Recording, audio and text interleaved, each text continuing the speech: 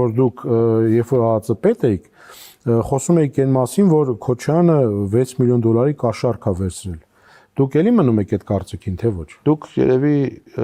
չեք լսել իմ պատասխանը դրանից հետո, չէ։ Լվացման հոդվածով է գնում, դա էլ ճիշտ չեք օգտագործել։ Ես ասել եմ, որ կան նման նյութեր,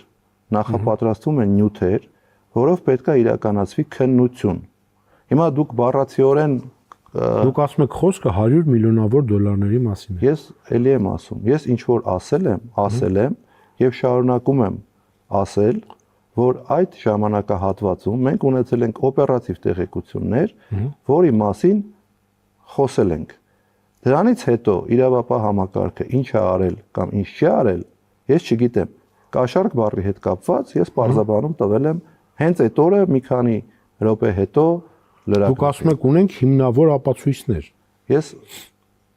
չեմ հիշում հիմա։ Չէ, ես մեջբերում եմ ձեզնից։ Քոչարյանի ընտանիքի ունեցվածքի մասին, որ ինքը հեռուստատեսությամբ հանդես է գալիս եւ ասում է մենք ոչ մի բան չունենք, փաստերով կխոսենք եւ կհրապարակեմ ով ինչ ունի եւ ոնց է ձեռք բերել կոնգրես հյուրանոցը 6 միլիոն դոլար կաշառք վերցնելու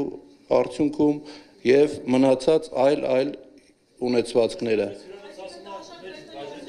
Բաժնետերերի մեջ չի նշանակում, որ պետք է մարդուն ստիպեն, որ 6 միլիոն դոլար փող տա իրանք էլ տանեն, ձեզ կտան 6 միլիոն դոլար հենց այնց, որ մեկին կտան։